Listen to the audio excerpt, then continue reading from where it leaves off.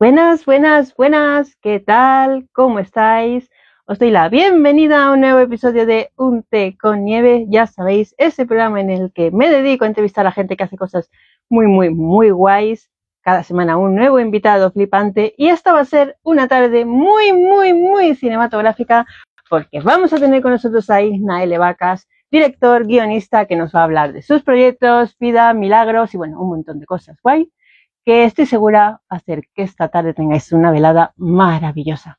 ¿Se os ocurre algo mejor para un viernes por la tarde noche? Pues no, estoy segura. Pues nada, chicos y chicas, esperamos un ratito a que se nos conecte Igna para empezar con esta maravillosa entrevista y en cuanto esté aquí, pues nada, lo que os digo, vamos a tener una distendida charla de cine.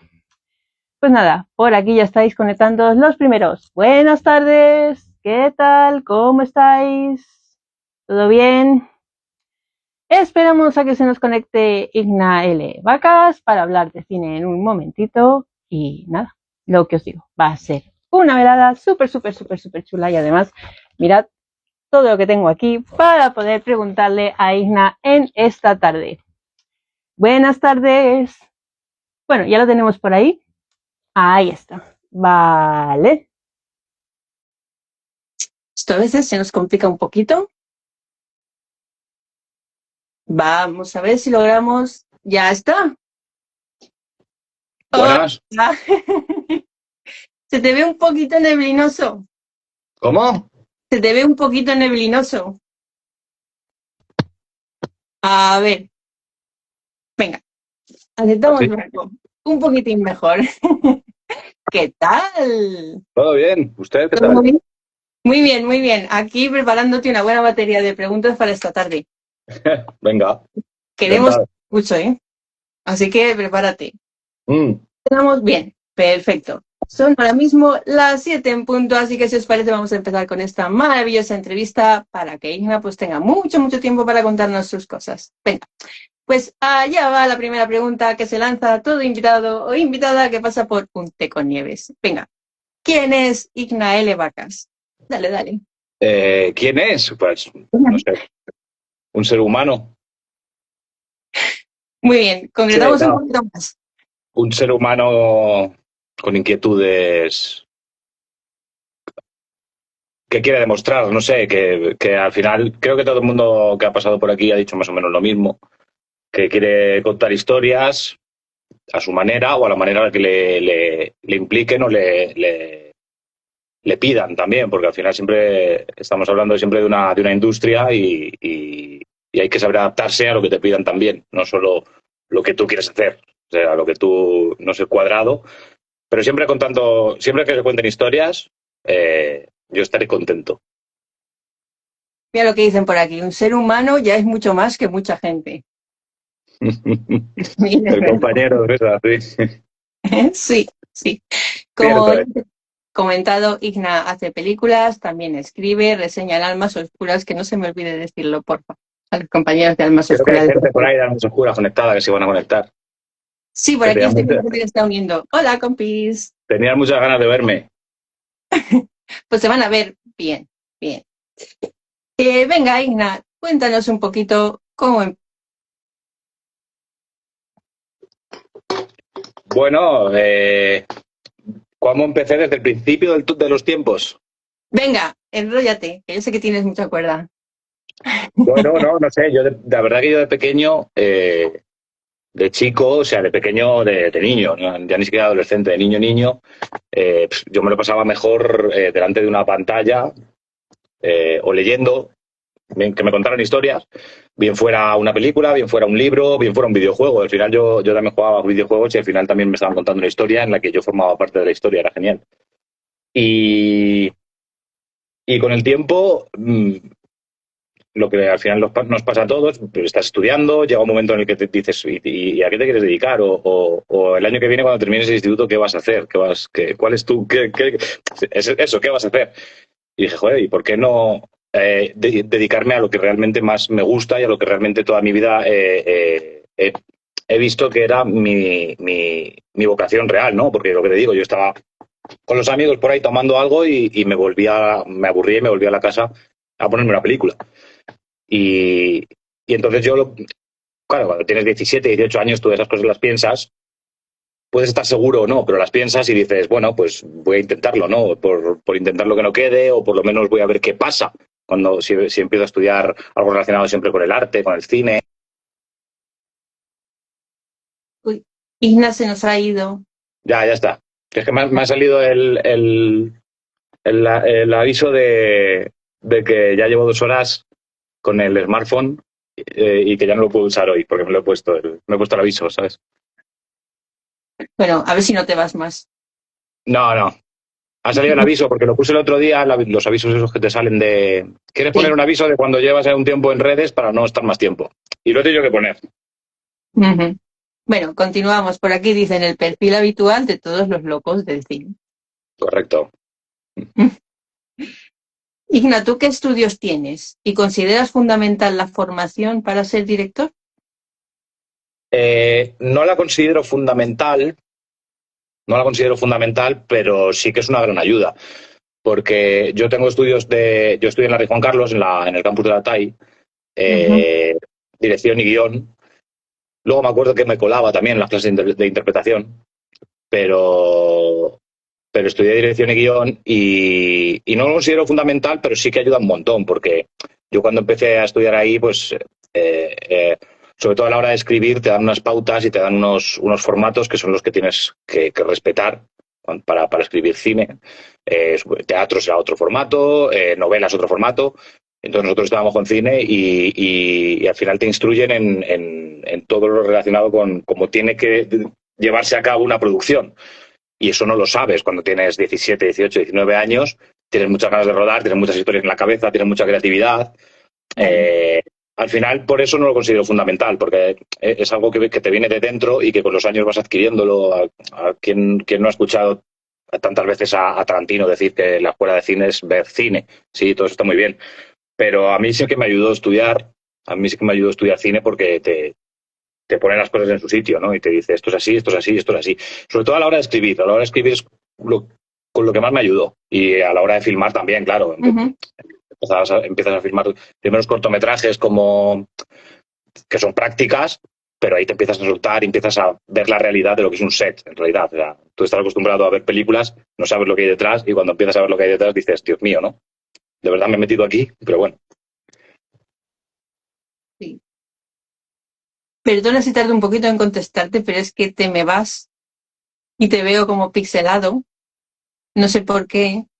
Tengo el wifi a tope.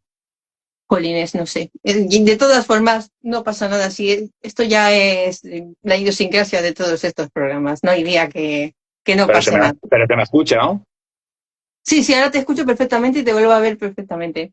Esta, ya te digo, es la idiosincrasia de todos los programas. Ya voy a tener que aprender a no preocuparme. No te preocupes, está todo bien. Lo mismo que os vais, volvéis. No pasa nada. Venga, pregunta fundamental. Se le hace a cualquier escritor, a cualquier director. ¿En qué género te sientes más cómodo? No sé para qué te la hago, pero bueno, la gente no te conoce todavía aquí. En el género de terror, sin duda. O sea, con los años he aprendido a abrazar y a amar otros géneros, porque era bastante fundamentalista cuando era más joven. Pero sí, el género de terror es con el que me siento más a gusto porque es el que más controlo, el que más me siento, es como mi zona de confort, ¿no? Pero bueno, el año pasado, por ejemplo, filmé un corto que no era de terror. Últimamente estoy viendo mucho cine últimamente el cine de terror que estoy viendo es justo para Almas, para escribirle la reseña en Almas y poco más. Pero como te digo, tuve una época muy, muy, muy fundamentalista con el terror, ¿eh? O sea, prácticamente no veía otras cosas y porque me negaba directamente. Y sí, en el que más me siento cómodo es el cine de terror, aunque he abierto las miras. Yo creo que todos un poquito. Yo de joven era cabeza muy cuadrada, pero en plan, lo más extremo, la basura más grande que me encontraba, la veía. Es que el fandom del cine de terror es el más fiel, ¿no? Somos los más fieles. Sí, es cierto. Igual no el más abundante, pero sí que es verdad que es... O sí, ¿eh? ¿Has visto la cantidad de festivales que hay de cine de terror? Yo creo que no hay otro género que tenga tantos festivales como Sí, el terror. sí, la cantidad de gente que sigue Almas Oscuras, que por cierto aquí están. Un abrazo, compis. Y es una página que siempre ha tenido mucho seguimiento y tengo buenos recuerdos también de mi paso enseñando Y yo películas. Lady Necrophag, ¿no? Sí, sí, que sé que por aquí me habéis leído muchos. Sí, hombre, claro. Yo llevo leyendo Almas Oscuras desde que empezó, desde el primer año de esa web, yo ya la leía. Y lo sé. Ahora tú eres ya la nueva generación, ya... Sí, como los Gremlins. Sí. ¿Sí? Como los Gremlins, dice. Los antiguos nos hemos retirado.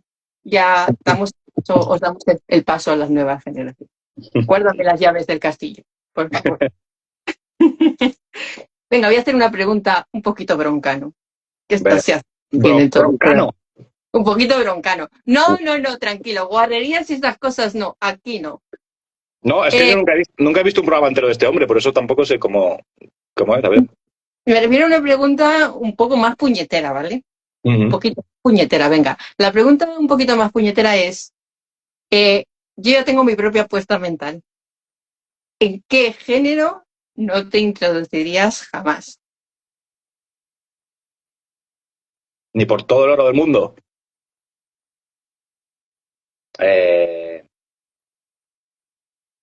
Yo creo que en el musical. ¡Ay, pues me ha fallado la apuesta! Bueno, ¿cuál ibas a decir? Yo pensaba que iba a decir que ya son no sé ni cuántos en este programa. El romántico. Ah, Pero no. no. Me encantaría hacer algo romántico. Ay, no me digas. Sí, yo soy muy fan de John Green, de Ciudades de Papel y demás. Me encanta el romance, sobre todo juvenil. No, a lo mejor unos Puentes de Madison no te haría, pero unos Ciudades de Papel me encantaría. Es que todo el mundo casi, quitando un par o tres que me han respondido el humor, me han dicho el amor y me dejan un poco plaf. Digo, mi primera novela es una novela que el germen es el amor, o sea, No, yo en el musical no sé quién sabe, igual lo aprendes, pero yo es que los musicales, no. A ver, evidentemente el porno no entraría en esta categoría, ¿no? Porque cine, cine, ahí el yo creo que musical. ahí yo creo que tampoco entraría, pero vamos, por géneros catedráticos, por así decirlo, y más académicos, yo creo que el musical, aunque el musical también es muy amplio, puedes hacer un musical de romántico, de terror, de comedia, pero hacer un musical ya de por sí es lo que más me da reticencia. No te gustaría. Normal, cantamos muy mal. ¿Para qué? Bueno, es que si tengo que cantar yo ya, vamos, Pues como si tengo que cantar yo, no llueve café solo en el campo. ¿Para qué vamos a decir más? ¿Eh? con un playback iríamos tirando. Sí, sí, sí. Por aquí dicen, hay que hacer de todo. Pues es verdad. Hay que hacer todo, sí, exacto, sí. Hay que hacer de todo y demostrar que uno vale para todo. ¿Eh? Eso es así.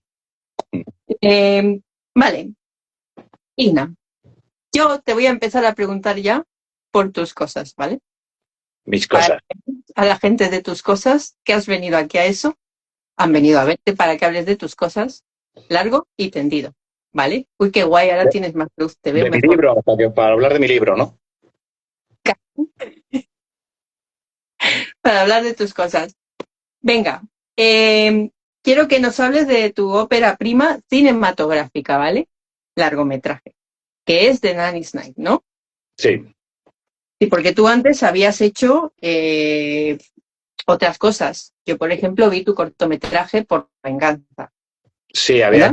sí, yo creo que he tenido casi como el 99% del mundo de los realizadores, una evolución lógica. Es decir, muy poca gente llega ahí y se plantea como una película, o muy poca gente está haciendo cortos hasta los 80 años, a no ser que su real vocación, que los conozco, es ser solo cortometrajista.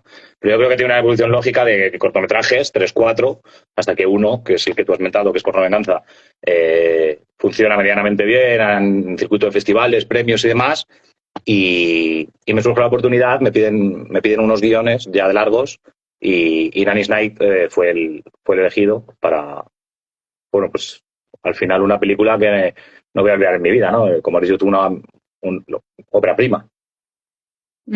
Porfa, háblanos de The Nanny's Night, ¿eh? Y le dices a la gente, que es lo que yo siempre pido en este programa, pues por si quieren verla, ¿dónde pueden ver? Si es Bueno, que se puede ver. es una fumata que yo tenía en la cabeza, Uh-huh. como La noche de la niñera, claro. Yo la película la concibo como La noche de la niñera. Luego hay una serie de puntualidades, sobre todo en producción, que bueno, si César que está aquí, pues conocerá cómo es luego el mundillo, ¿no? Como todo lo que tú tienes en la cabeza, luego cómo cambia todo, sobre todo bueno, pues porque esto es así, porque nunca es como lo tienes concebido. Las cosas van cambiando, la película se adaptó a inglés, no solo se tradujo, sino que se adaptó, se le cambió el nombre al famoso Night Night. Pero bueno, al final la historia era la misma y era una historia que yo tenía en la cabeza, la típica historia que tienes en la cabeza desde que eres más o menos cadete y la fui escribiendo a los pocos. Tengo guiones bastante más antiguos que Nanny's Night, pero bueno, La noche de la niñera la fui escribiendo un par de años antes de que se hiciera sin saber que se iba a hacer nunca. Yo no sabía que se iba a hacer esa película. Pero bueno, cuando los productores también me pidieron una historia, un guión, les mandé 3 y yo no sé por qué sabía que Nanny's tenía muchas papeletas para ser la elegida, a lo mejor porque el presupuesto era un poco más reducido que los otros 2 guiones, poca localización, poco actor. Yo también es una película que la escribí sin saber qué se iba a hacer, pero escribiéndola con un sentido sobre todo pensando de si alguna vez se hace, es una película tranquila. Evidentemente no hay helicópteros explotando, no hay elefantes bailando, ni nada así. Es una película fácil de hacer y por eso pudo salir.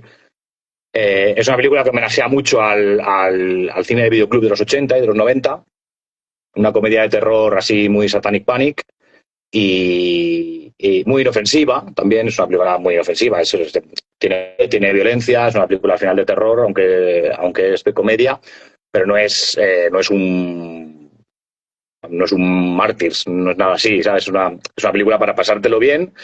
Y en ese sentido yo creo que acertamos, porque tiene todo lo que tiene que tener, yo creo, una película como Nanny's Night, que homenajea al final la comedia de terror noventera o la comedia de terror de videoclub de los años 80. Yo creo que lo conseguimos, ¿no? Yo estoy bastante tranquilo y bastante orgulloso del trabajo y de que mi primera película sea ella, sobre todo. Además, la voy a tener siempre mucho cariño. Ya me imagino. ¿Cuál es el reparto de Nanny's Night? Porque tienes por ahí alguna leyenda del cine. Sí, claro, sí, en Nanny sí, teníamos, bueno, pues las protagonistas son Ana Barberí, Almudena Salort, grandísimas actrices, Vivian Milkova, que era la chavalita, estaba Javier Bódalo, que es un máquina, y bueno, sí, luego también grabar tu primera película y tener en el reparto estás deseando que lo diga, ¿verdad? A Diana Peñalver. Estoy haciendo cosas. Suelta. A Diana, que además yo hablé con ella para que recuperara el rol de Paquita de Brain Death, que es lo que más le moló a todo el equipo. Y ella estaba encantada, además ella es un amor. También rodamos con Juan Carlos Bellido, visto en Piratas del Caribe, en Piratas del Caribe 4 o 5, el actor español. Con David Santana, que había estado siendo uno de los comandantes de los Stormtroopers no sé si en Rogue One y en el episodio 7 de Star Wars. Era uno de los comandantes de los Stormtroopers con el Imperiales. Y bueno, sí, la verdad que era un mix entre actores. El cast era un mix entre actores jóvenes y emergentes, y como has dicho tú, leyendas como Diana o como Bellido. Y luego gente también muy conocida en España, en la televisión, en la pantalla española, como Bódalo, ¿no? Como Javier Bódalo, que es todo un grande y que todo el mundo lo reconoce siempre que lo ve. Uh-huh. ¿Y dónde lo puede ver la gente en España? En España hay que piratearla. No pirateéis películas.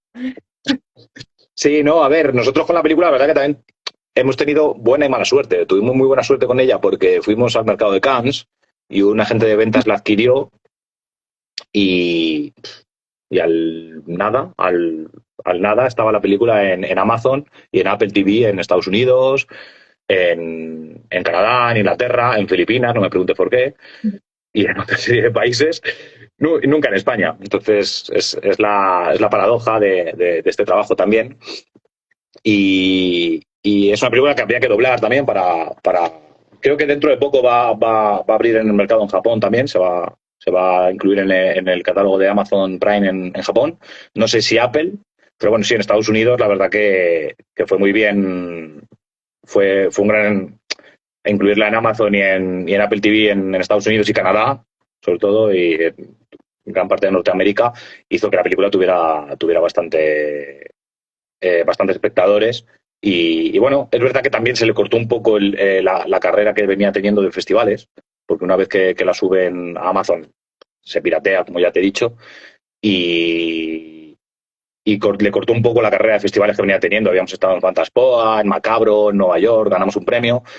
Y bueno, al final, como decía al principio de la intervención, es una industria y es lo que hay que hacer. Yo me habría tirado de festivales con la película año o 2 años, ¿sabes? Al final manda lo que manda y la película tiene que estar en una plataforma, sí, y que se vea y que facture, evidentemente, sí.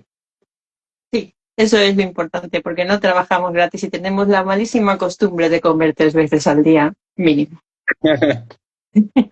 Sí, es que cuando pegas el salto, cuando haces el salto del corto al largo, también te cuesta un poco aclimatarte también a eso, ¿no? Porque es como cuando haces los cortos no es tan así, no es. Sí, te puedes tener un circuito de festivales grande y convencer a la gente de que has hecho una obra para ellos, para que lo vea la gente y has hecho lo que tú has querido. Cuando te metes en el mundo del largometraje, a no ser que sea algo muy, muy, muy, muy indie, que nosotros éramos indies, pero nosotros al final también queríamos que la película pues recuperar una inversión que se puso sobre la mesa, claro. Normal. Por aquí dicen, grande Bódalo. Es un grande Bódalo, sí, sí, muy grande. Muy, muy Es grande. que, Muy amigo además, muy amigo además. es que está hablando por aquí César, pero conforme os vais conectando no veo lo que me decís. Perdonad. Bueno, pues ahora vamos a otra cosa muy importante, porque Igna estrenó película hace poquito, ¿verdad? Finales de 2025 en México. Esto sería tu segundo largometraje, ¿verdad? Como tal, El socio de la muerte. En solitario, sí. Uh-huh. En En solitario, solitario, sí, sí. porque después bueno, incluso antes de Nannies, yo había estado en guión en Bambus Horror Tales, en una película que era Sí. antológica de segmentos. Después de Nannies estuve en Dark Girls, que eran varios segmentos, yo dirigía uno de ellos. Pero sí, en solitario, efectivamente. Después es mi segunda película. Uh-huh. Vale, pues está basada en una leyenda urbana, ¿verdad? Está basada en una historia, sí, en una leyenda urbana que ni siquiera es una leyenda urbana universal, es una leyenda urbana o una historia que se va transmitiendo de generación en generación y boca a boca en una zona muy concreta de México, además de la zona de Hidalgo, a como 2 horas de Ciudad de México, y es una leyenda muy, muy local, y a raíz de ahí se adaptó. Se adaptó porque la verdad que había historia y había material para desarrollar una película y sobre todo para desarrollarla donde lo hicimos, en un entorno como aquel, el único cementerio inglés, el único cementerio británico de América Latina. Uh-huh. ¿Y qué cuenta El socio de la muerte sin hacernos spoiler, porfa? El socio de la muerte es un slasher sobrenatural. Ya está. O sea, el que conozca el género de terror va a saber de lo que le hablo. Es un slasher sobrenatural, es como dices tú, una historia, una leyenda urbana adaptada a película cambiando evidentemente ciertas cosas, ciertas licencias. Pero sí, al final es un asesino que va despachándose jóvenes y es un asesino del más allá, no es un psicópata con una máscara, sino que lo que formaba parte de esta leyenda era el traer a la vida a ese monstruo, a ese socio de la muerte. Mola un poquito más el concepto, ¿no? Porque por lo menos un asesino del más allá le puedes disparar, le puedes rajar, cualquier cosa y no sucede absolutamente nada. No es como cuando... Claro. Fíjate que a mí al principio me tiraba un poco para atrás, porque a mí me gusta mucho el slasher, a mí me encanta el slasher. Y me gusta que el slasher, bueno, pues tipo Scream, tipo El último verano y demás, me gusta que el asesino del slasher no sea inmortal, no sea invencible, aunque adoro a Jason, Viernes 13, que llegó un momento en Jason que ya era prácticamente un monstruo, era invencible, no era inmortal. Michael Myers igual, al final a todos los hicieron más o menos así. Pero al principio yo dije, joder, voy a hacer un slasher y lo voy a hacer con un asesino que al final es un ente, más que una persona. Es un ente, un villano que en su día ya era un asesino y ha resucitado y ha vuelto dentro de los muertos a seguir matando, pero al final es un ente sobrenatural. Nada, estos fueron los primeros días. Los primeros días dije, wow, un slasher con un asesino tal. Y digo, joder, ¿cómo me gustaría hacer un Scream, ¿sabes? Un asesino que al final a él también le destripan. Pero bueno, luego al final pues te metes en la historia, ya me quedé con que era eso lo que había que hacer y también fue una aventura increíble irte a México a hacer una película de estas características, imagínatelo. Ya me lo puedo imaginar. Y esta sí se puede ver aquí, he visto que estáis en Amazon Prime. Esta de momento ha pasado lo mismo, está en Amazon Latinoamérica. Esta película la tuvimos en un festival de Guadalajara, luego estuvo en León, que allí ganamos premio Mejor Película. Luego estuvo en el Fantasy, en un festival en Los Ángeles que estuve yo allí. Fui a Los Ángeles a presentar la película, también un sueño cumplido. Y ahora, la semana pasada, me pilló a mí de viaje y se estrenó en Amazon Latinoamérica. Ahora mismo está ahí. Acabará, supongo, llegando aquí a nuestro Amazon, además porque esta película sí que está filmada en español, entonces no habrá ningún problema de doblaje con ello. Y bueno, una película por encargo, un guión que no era mío, que me lo ofrecieron y yo lo dirigí y yo la verdad que encantado porque que te ofrezcan hacer una película, un slasher sangriento, pues es porque lo que venías haciendo de antes, la gente que te ha contratado y lo ha visto, pues lo venías haciendo más o menos bien, ¿no? Hombre, sí, siempre mola que se fijen en tu trabajo, ¿no? Ahí lleva toda la razón. Pues nada, chicos y chicas, me gozo en un pozo porque no podéis ver las pelis de Igna en España de momento. Pero vamos a decirle a él que nos diga, pues, como ha dirigido muchas cosas hasta el momento, otras cosas que sí se puedan ver. Porfa. Bueno, el resto bueno, sí, evidentemente Dark Girls está en Movistar y Vampus Horror Days creo que también, que son las películas que te he dicho que eran así antológicas. Luego el corto que tú me comentabas al principio de Porno Venganza estaba también en Movistar, lo metieron también en una antología que se llamaba Historias para después de la medianoche, una cosa así. Y luego tengo un corto también que se llama Killer Brownie, que está por la web, que se hizo muy, muy famoso en su día también ese corto, en la época de la pandemia, que lo grabé en casa encerrado cuando estábamos todos de cuarentena. Me acuerdo. Y sí, es que ese corto, ostras, yo en mi vida me había esperado algo así. Y solo yo con el móvil y la cocina. Y bueno, sí, esas son las cosas que he hecho a grandes rasgos. Se pueden ver. Y las películas, de forma legal, tú lo has dicho muy bien, no se pueden ver de forma legal. Yo ahí lo dejo. No pirateéis. O sí. Porque a mí el gesto me parece muy ambiguo, ¿eh? No, fíjate. Yo siempre tengo mucho cachondeo, porque tengo muchos amigos directores y siempre les hago la misma coña. Siempre les digo, bueno, ¿tu película qué? A ver cuándo la puedo ver. Le digo, mándame el torrent, que me la bajo y así la veo. Algunos se lo toman a coña, algunos primero se quedan flipando y luego digo, no, a ver que era broma, ¿sabes? Sí, pero me gusta mucho hacer cachondeo con eso, porque todos lo hemos hecho alguna vez. Yo de chaval, pues yo qué sé, pues toda la filmografía de Dario Argento cuando tenía 15 años me la vi porque la descargué de internet. Entonces me hizo mucha gracia cuando Nanny's se estrena en Amazon en Estados Unidos y a las 3 horas hay copias por internet, por todo internet, de 4 o 5 gigas de la película que se ve genial. Y te escriben amigos de todo el mundo diciendo, tu película está para descargar, está para pirata.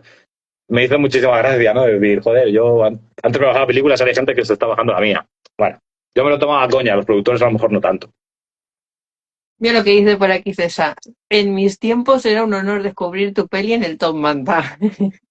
Sí, es una ilusión un poco friki, ¿no? Una ilusión bizarra de decir, joder, esto lo hacía yo, ¿no? O es así como un tabú y ahora está ocurriendo con lo que yo he hecho. O sea, has conseguido llegar ahí, está genial, la verdad, de alguna manera. En el Top Manta he comprado yo un montón de cosas indies, ¿eh? Ojito. Bueno, yo el año pasado estuve en un mercadillo en Bangkok, en Tailandia, en Bangkok, en un mercadillo que tenían ediciones en VHS de unas cosas que alucinaríais, de verdad. O sea, vaya a pedir ya aquello también. No, yo me lo creo todo, me lo creo todo. Fíjate, estamos aquí diciendo no pirates y nosotros los primeros. Hemos Bueno, hecho esto era un mercadillo, no, había ediciones que no eran piratas, eran ediciones, no eran piratas, lo que pasa que, yo qué sé, ediciones japonesas de los años 80, de películas que ya ni te acordabas, bueno, una fantasía, la verdad. Uh-huh. Venga, yo sé que tú tienes muchos premios. Bueno, Incluso uno de Kazajistán o una cosa así, ese ¿verdad? fue buenísimo, sí. Ese me lo dijiste cuando Ese fue estabas buenísimo. cuando hiciste el Killer Browning, me acuerdo. Hace Sí, ya 6 años. se fue a mejor director, creo. En el Sí. Kazajistán, sí, fue mejor director, porque en Italia con ese mismo corto gané mejor corto. Es que este corto se medio. Se fue de las manos un poquillo, ¿sabes? Empezó a rular por festivales, le empezaron a dar premios. Y sí, el de Kazajistán fue una locura porque además yo me tuve que conectar online a la ceremonia de premios. Yo no entendía nada, encima las letras de ellos no sé si es es cirílico, no sé si es el mismo idioma que el ruso, pero sí es el mismo alfabeto. Yo no entendía nada. Yo estaba solo ahí. Yo solo cuando escuché mi nombre, ya cuando dijeron Ignacio o cuando dijeron el título del corto, ahí ya sí que dije, oh, pues muchas gracias. Ya les hablé en inglés. Muchas gracias por el premio. Pero sí, es verdad, un premio en Kazajistán. Estuvo genial. Yo me acuerdo que le dije a Ignacio, qué buena pinta tiene el pastelito. Es un Sí, cabrón, pero lo comía. sí, Killer Brownie fue una iniciativa muy guay porque yo estaba seleccionado en un festival en Brasil. Y cuando llegó el COVID y nos encerraron a todos, este festival lo que hizo fue a todos los directores que teníamos proyecto en el festival, nos hicieron una iniciativa, nos propusieron rodar un corto en cada uno en nuestra casa encerrados con lo que teníamos, ya está, con lo que había. Había gente que sí tenía cámaras en su casa, pero yo tenía mi móvil y ya está. Y a mí y un perro y poco más. Y de ahí de la manga, y de ahí me saqué Killer Brownie. La verdad que nunca lo habría dicho. Bueno, a veces lo minimalista es lo mejor. Hay un guión ahí de una segunda parte en el que lucha contra un bote de Red Bull zombie. Pero bueno, estoy negociando a ver si puedo sacarlo. Ay, qué pena, el Red Bull es que no lo tomo. El Red Bull no. El pastelito sí. Me pone muy nerviosa. ¿Estuviste nominado en los Goya? No, que va, ¿No? estuve preseleccionado como muchísima gente. Preseleccionado, perdón. ¿Con qué? Pero preseleccionado está siempre todo el mundo. O sea, cualquiera, yo ahora mismo filmo esta lata de Coca-Cola que tengo aquí y lo envío y ya estoy preseleccionado. O sea, no. Vale, te he No, dicho esto es. nominado. He hecho los deberes Claro, mal. de ahí a nominado hay un paso de gigante. Varios pasos de gigante.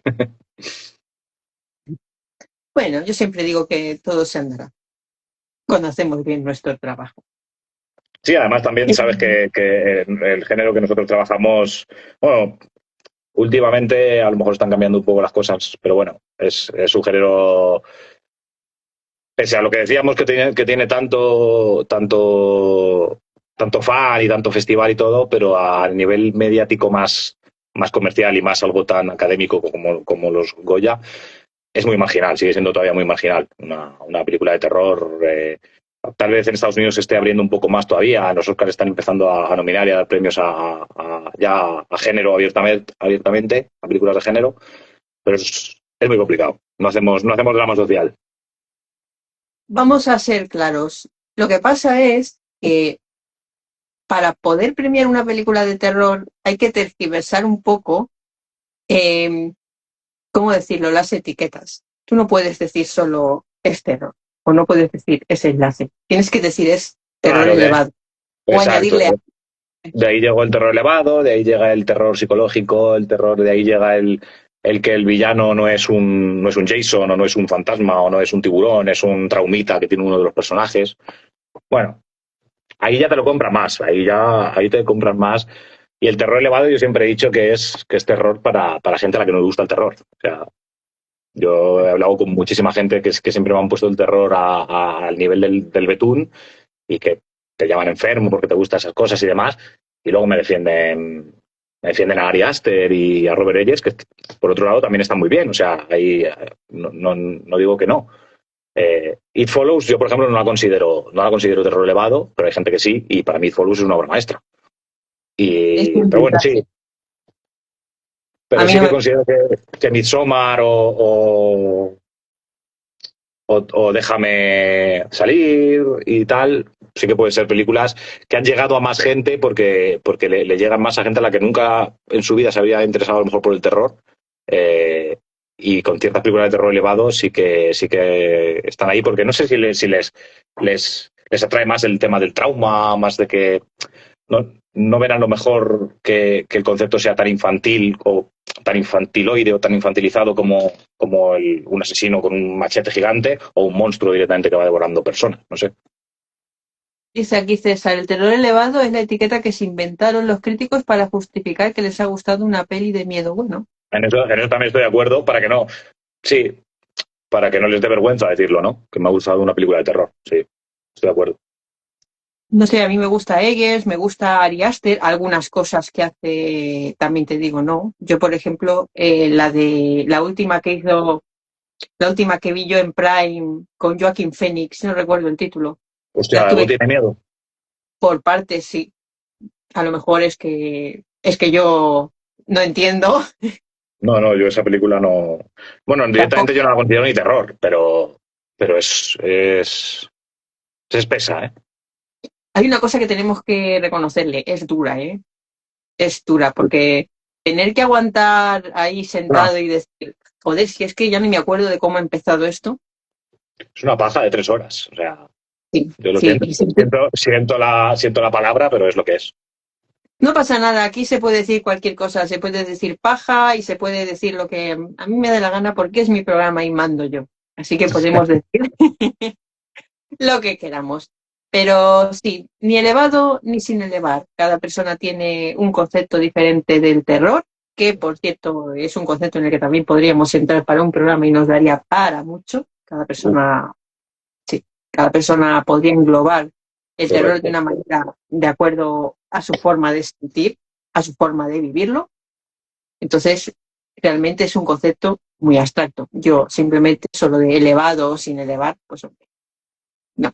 Esto va de acuerdo al gusto de cada uno y también, pues bueno, porque la crítica es muy de... Perdón, por mis cojones morenos. Pero bueno, ahí sería para un programa hablando de género. Debate. Sí, súper interesante. Vamos a hablar también, no solo de cine, sino también de, bueno, pues Ignacio ha escrito unos cuantos libros, ¿verdad? Un par, bueno, pero hay que engordar la cuestión.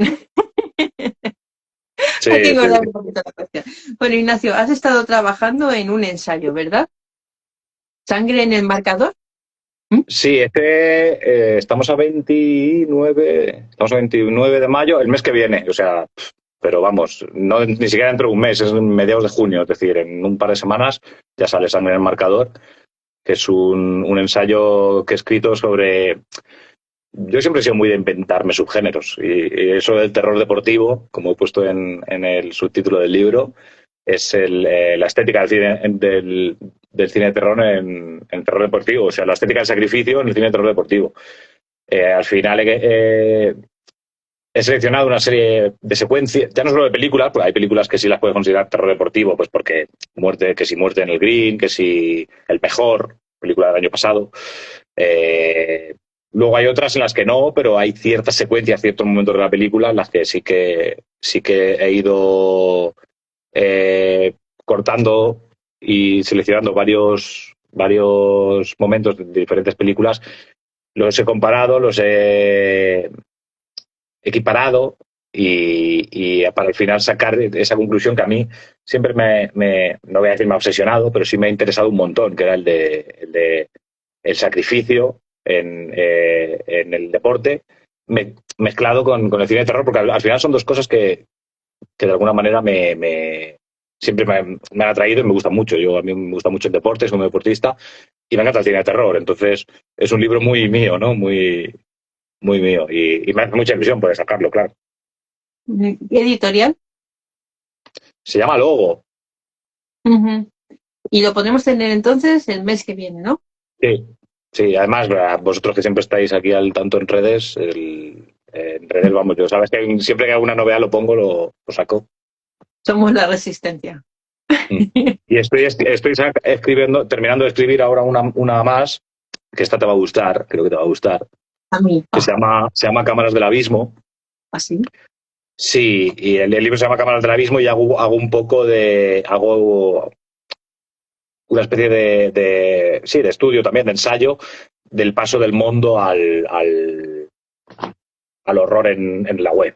Es decir, el paso de cuando dejó de haber películas Mondo y cuando empezaron a salir en webs como Gris y como... El otro día me comentabas uno de los...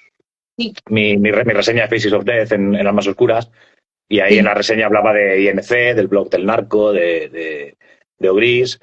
Y es el paso, más que hablar de Mondokane, porque hay muchos libros, muchos documentales y muchos artículos que han hablado de Mondokane y de Faces of Death y tal.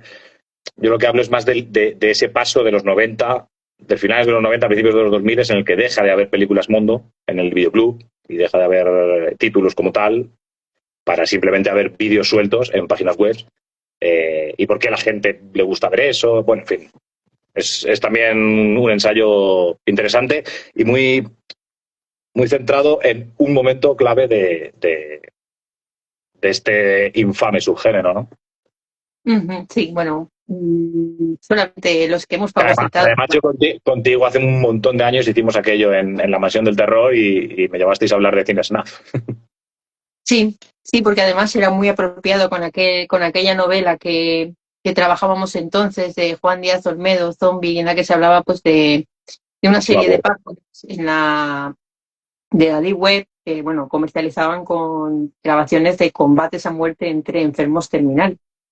Era una fantasía distópica bastante chunga, la verdad. Pero bueno, eso que dice Ina, son los que hemos fagocitado basura en unas cantidades descomunales. Sabemos por qué nos gusta ver eso. Y yo desde aquí quiero enviar un especial cariño a mi antiguo blog, que me acabaron cerrando por denuncias en la segunda vez, de Private Culture Place. Ahí tuve un montón de bazofia basuresca de esta, no solo Faces of Death, otras menos conocidas como Archivo de Muerte, incluso cosas que me mandaban a las que no les ponía ni portada porque no sé ni de dónde salían. Pero bueno, era inevitable que las denuncias llegaran. En cuanto que ya hubo peña un poquito sensible, porque la verdad es que aparecía bastante en el buscador, empezaron a denunciar todas las portadas y no había día que no entraras y no te encontraras denuncias. ¿Te denunciaban las portadas de las películas? Me denunciaban todo. De verdad que yo no me cortaba un pelo, también te lo digo, yo metía hasta parodias porno de película, o sea, tenía de todo ahí, de todo y para todos. Y lo que te digo, un montón el blog era maravilloso, en fin, una pena. Ya de todas formas no se lleva eso de los blogs, es imposible ya y a mantener un blog. Son para escribir de vez en cuando, por cariño y ya está. Algo nostálgico. Sí, para nostálgicos, efectivamente. Tu anterior trabajo, que además lo presentaste en un festival el año pasado también, ¿no? Bueno, lo presentaste, hablaste de él en un festival, fue Los últimos días de terror del videoclub, ¿verdad? Sí. Sí, es un libro coescrito con Alberto F. Peláez, y ahí también siempre me pasa más o menos lo mismo. Quitando el primer libro que escribí, en este también era un momento clave, que era la muerte de los videoclubs. O sea, las últimas películas, el título es súper definitorio. Eran las últimas películas de terror que triunfaron en los videoclubs, pero en su ocaso. Es decir, nada de la época de oro del videoclub, que de eso también hay 1000 libros y 1000 documentales y 1000 artículos. Nada de los años 80 ni de los años 90. Esto es lo que tanto Alberto como yo vivimos, de verdad, como del 2000 poco al 2010, cuando los videoclubs agonizaban, pues las películas que durante esa época triunfaban dentro de lo que eran los videoclubs ya entonces. Le hacemos un repaso a todas esas películas, a todo el terror de videoclub de la primera década del siglo, de los 2000. Este libro, explícale a la gente dónde lo puede conseguir, o sea, alguien le pica el gusanillo. Este está en Amazon, en El Corte Inglés, en la Casa del Libro, en todos lados. Sí. Y tú tenías un título anterior catalogado, ¿verdad? ¿Cómo? Tú tenías un título anterior, ¿no? Pero está descatalogado. Sí, el Manual de Supervivencia para Cinéfagos. Este tuvo 3 ediciones, y con Applehead. La segunda y la tercera con Applehead, la primera con Tempore. Y está descatalogadísimo. Y en eBay, en Amazon y demás, yo lo he llegado a encontrar a 70 pavos, a 80 pavos. Y nunca, no sé por qué, nunca supe por qué no hicieron una cuarta edición, porque yo creo que había demanda del libro, pero sí, es como una pieza de culto ahora ese libro. Suele pasar con todos los libros descatalogados, ¿eh? Luego los piden una pasta por ellos. Me has hablado de que, bueno, ya me has hablado de tu próximo proyecto literario, pero por favor, haznos un poquito de spoiler. ¿Estás trabajando en algo cinematográfico? Hay un par de proyectos, esto sí que va a sonar muy tópico y muy pedante, lo de no puedo decir nada, pero sí que hay un par de proyectos de los que no puedo decir nada y que ahí están. Puedo decir que uno es aquí en España y el otro no. Y vamos a ver qué sale primero y si las agendas coinciden y tal. Y luego también tengo me invitaron también a una antología y yo ya entregué mi parte escrita. Y es probable que el año que viene filmemos también una antología sobre leyendas urbanas. Por cierto, que antes lo hablábamos bien. Muy bien. Creepypastas, leyendas urbanas y sobre todo leyendas urbanas modernas, más que las de toda la vida de la chica de la curva, más leyendas urbanas de hoy en día, de la generación Z casi. Ya, de esas que te cuentan en los reels, ¿no? Sí, exacto, sí. Que ya no están en Foro Coches, están directamente en los reels y en TikTok. Un respeto a Foro Coches, que yo sigo metiéndome cuando en Foro Coches a leerlo, porque siempre me pierdo los pifostios y me gustan mucho. Hay información, a veces no sirve de nada, a veces te lees un hilo entero y no ha servido de nada, pero otras veces sí que adquieres información y si no siempre te vas a reír, te vas a descojonar siempre en Foro Coches. Sí, cierto y verdad. Llevamos un ratito de entrevista, casi una hora.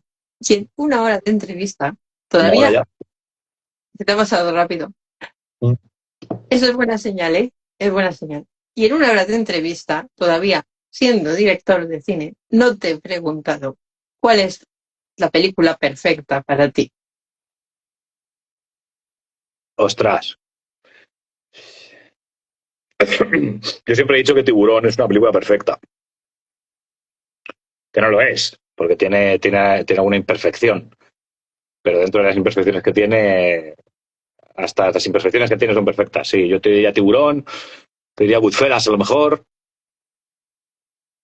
¿Cuál? Y el Lobo de Wall Street, tal vez. Goodfellas, uno de los nuestros. Bien. Y tal vez el Lobo de Wall Street. Las consideraría perfectas. O sea, perfectas, o sea, como de películas de 10, yo esas 3 las tengo con un 10. ¿Y tú a la hora de calificar una película como película perfecta, o sea, ¿bajo qué parámetros lo harías? Porque es una cosa muy ambigua, Sí, ¿eh? eso no tiene nada que ver con cuál es mi película favorita o cuáles son mis películas favoritas o mis directores favoritos.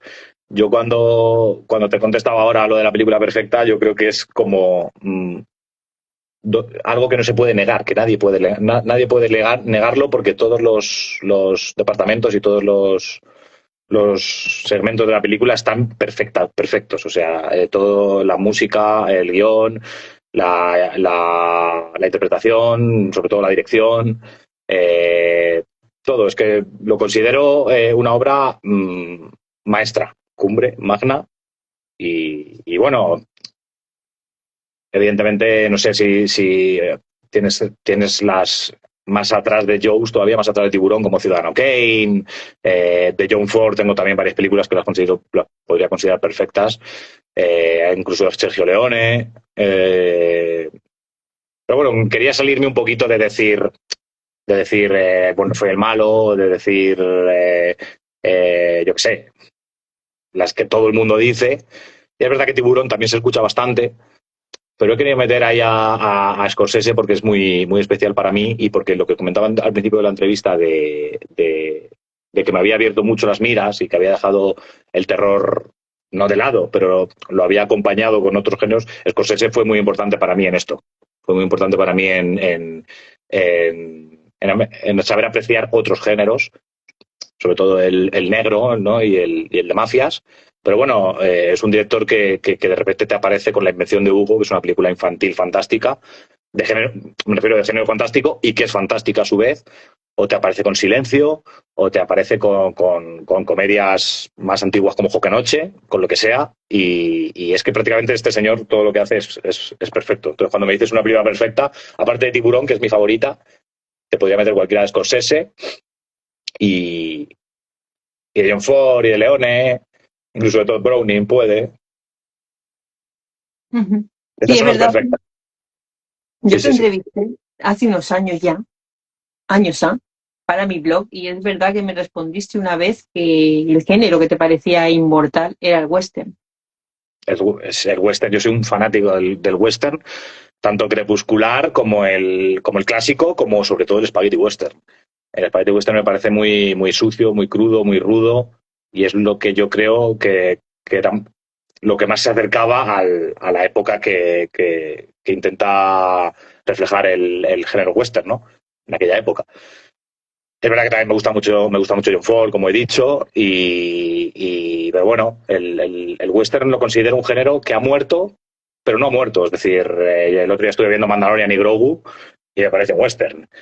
Y en su día, cuando vi la película de Han Solo, me pareció western. Hay muchas películas que siguen siendo western. Y hay muchas películas de cine español que siguen siendo western. O sea, exacto, aquí lo pone, nunca se muere. Dentro de la gente y dentro del inconsciente colectivo y del concepto de cuando alguien ve una película, si la analizas, muchas son westerns. Ujú. Dice aquí César, el western es el género que lleva 50 años muriéndose y nunca se muere.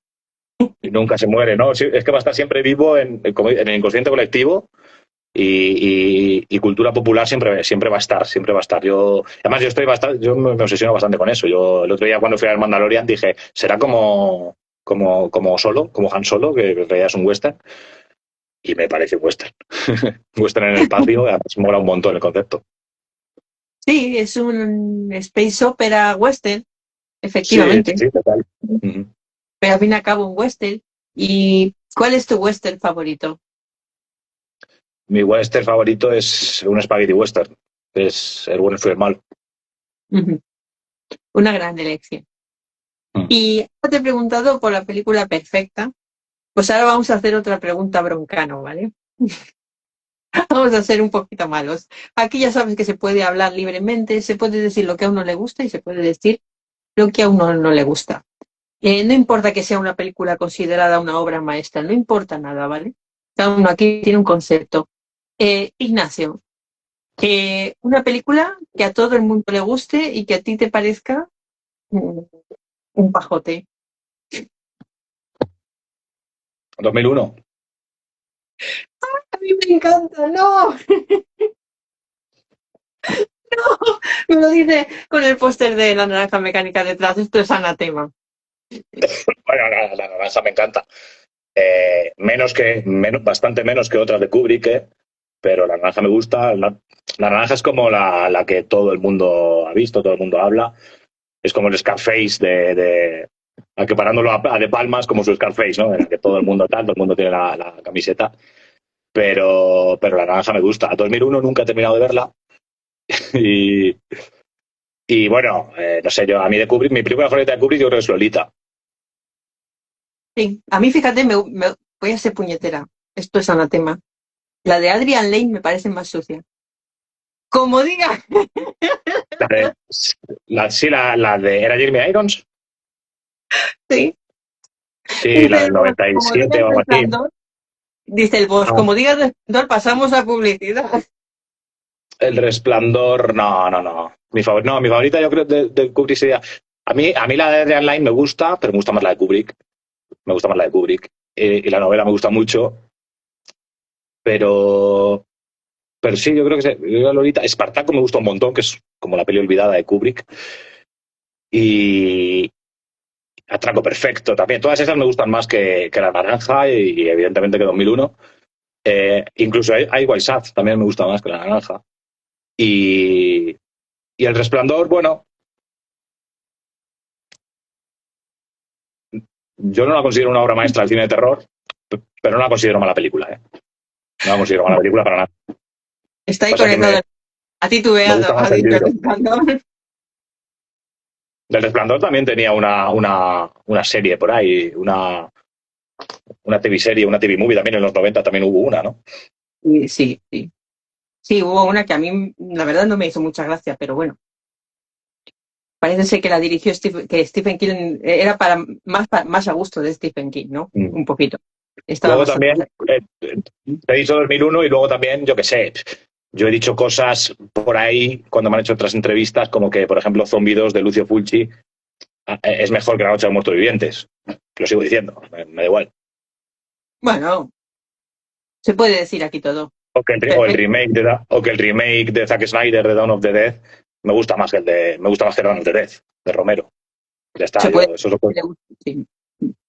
¿Ves? A mí casi me crucifican. Dice César, a mí casi me crucifican por lo que dije de Resplandor. No fue así. Nieves, antes de tener invitados tienes que hacer esa pregunta. Si se meten con Kubrick, gracias a Dios. No, yo con Kubrick no me meto con 2001. Se mete con 2001. Pasamos a publicidad. Esto no puede ser. Voy apuntando en la lista negra. César, tú también estás en la lista negra. ¿Eh? No, sin embargo, te digo, a mí Lolita o White Shad o Espartaco me parecen obras maestras. Aquí solo queremos gente con criterio. Por cierto, vos, espero que estés grabando la entrevista desde el principio. Que a partir de mañana queremos tener a Ignacio también en YouTube. Faltaría más. Hombre, faltaría más, por supuesto. Pues nada, que lo mismo los equivocados sois los demás, dice César. Este quiere programa con polémica, ¿eh? Está bien, siempre que en el mundo del cine me encanta, hay que debatir. Yo tengo amigos con los que debato de cine como si debatiéramos de fútbol, ¿eh? Otro que vamos a recibir como se merecen el AVE. Es que hay que hacer un poquito de feedback a Ignacio. Cuando César vino, se presentó José en la estación con un cartel que ponía señor Kubrick. Esa fue la venganza. La venganza. Por favor, aquí. ¿Puedo entrar en directo? José, ya prontito vamos a acabar el programa. Ya otro día lo explicamos tú y yo, ¿eh?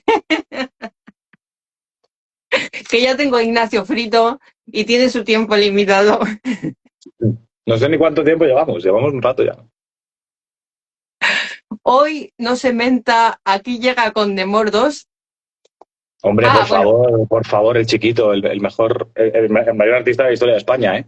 No lo digo en broma. Es que hicimos un especial de cine de vampiros con César y Pensé que ibas a decir un especial de cine de chiquito, eso habría sido ya genial. ¿Cómo que estás en mi puerta? desde luego, dice que está en mi puerta.